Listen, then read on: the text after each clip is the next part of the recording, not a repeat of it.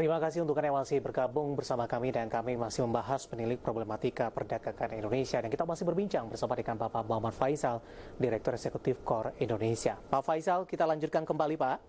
Ya. Ya, tadi sudah membahas Pak terkait juga dengan review neraca perdagangan, proyeksi Anda, kemudian juga dampak dari pandemi virus corona, kemudian proyeksi ke depannya akan seperti apa. Nah, selanjutnya adalah bagaimana Anda melihat upaya yang dilakukan oleh pemerintah sampai sejauh ini untuk memperbaiki kinerja ekspor dan impor Indonesia. Ya, beberapa kebijakan yang sudah dilakukan ya, saya misalkan relaksasi untuk aktivitas ekspor, kemudian adjustment untuk fasilitas KIP, ya juga untuk kawasan berikat dan lain-lain.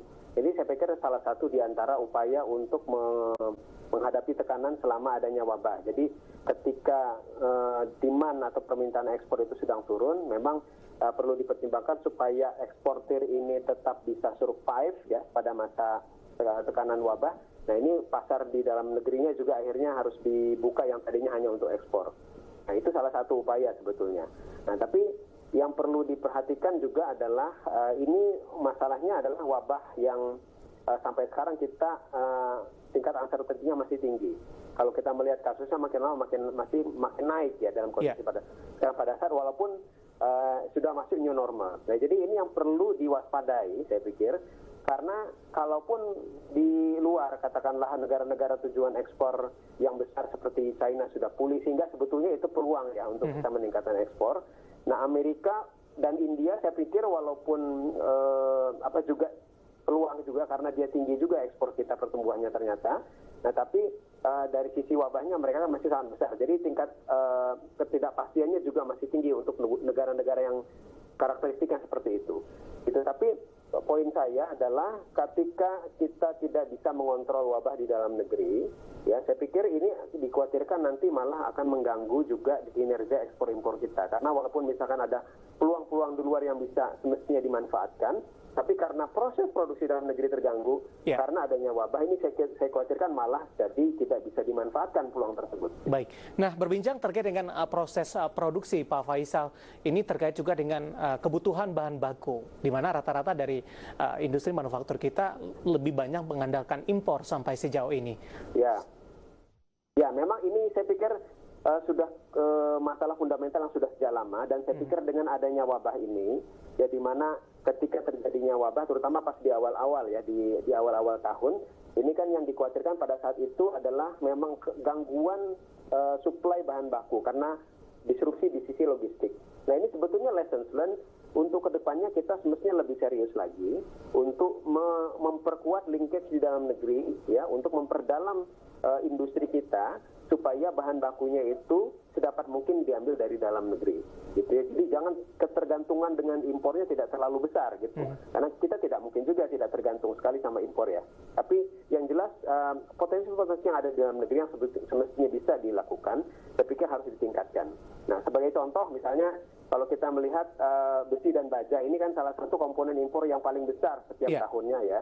Kalau kita mendorong infrastruktur, kita mendorong manufaktur, biasanya impor besi dan bajanya juga meningkat. Nah ini yang harus ditekan dan kabar baiknya kemarin ternyata misalnya Krakatau Steel sudah bisa melakukan restrukturisasi sehingga dia bisa yang tadinya defisit terus sekarang sudah mulai surplus. Nah saya harap ini ada efeknya terhadap upaya penguatan linkage. Jadi bukan hanya efek karena restrukturisasi, tapi penguatan linkage dari apa yang diproduksi oleh Krakatau Steel untuk besi dan baja itu digunakan oleh industri hilir dan juga infrastruktur di dalam negeri. Gitu. Jadi ini harus dilakukan kalau walaupun mungkin ada trade off dengan harga misalnya dalam jangka pendek, tapi ini lebih memperkuat dari sisi stabilitas kita ya, untuk ke depan ya. Baik, dari sisi regulasi juga menarik ini Pak Faisal. Tidak hanya besi dan baja, keberadaan dari barang-barang impor ini juga harus tampaknya menjadi perhatian serius.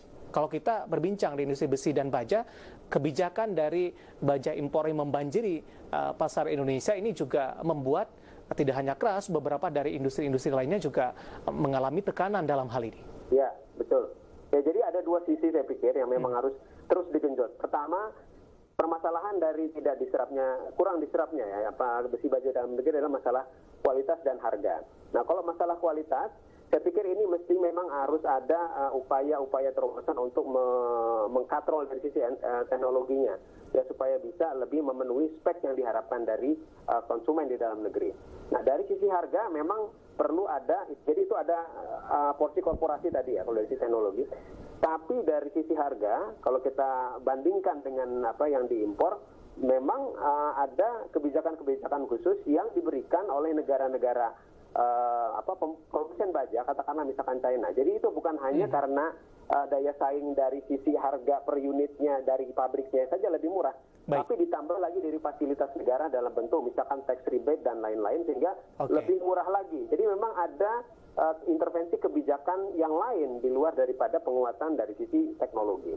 Baik, terakhir Pak Faisal, dengan proyeksi Anda posisi neraca dagang Indonesia sampai dengan akhir tahun yang sudah disebutkan tadi, apakah ini masih masuk dalam kategori aman, Pak?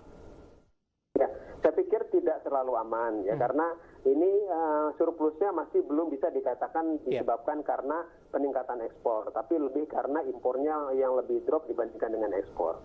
Walaupun demikian, saya pikir dalam kondisi wabah ternyata ada di data-data terakhir sebetulnya masih ada ceruk-ceruk ekspor yang masih kita bisa ambil. Nah, jadi saya pikir ini perlu dimanfaatkan supaya nanti surplusnya bisa menjadi lebih sehat. Baik. Pak Faisal, terima kasih atas waktunya sudah bergabung bersama kami, Pak, di IDX Channel. Semoga yang kita bahas bisa menjadi referensi, terutama bagi para investor dan trader pasar modal Indonesia. Sehat selalu, Pak Faisal. Sama-sama, Mas. Baik, ada Bapak Muhammad Faisal, Direktur Eksekutif Core Indonesia. Dan perbincangan tadi mengakhiri kebersamaan kita di Market Review kali ini. Akhirnya saya David San Oval dan seluruh kerabat kerja yang bertugas mengucapkan terima kasih dan sampai berjumpa kembali.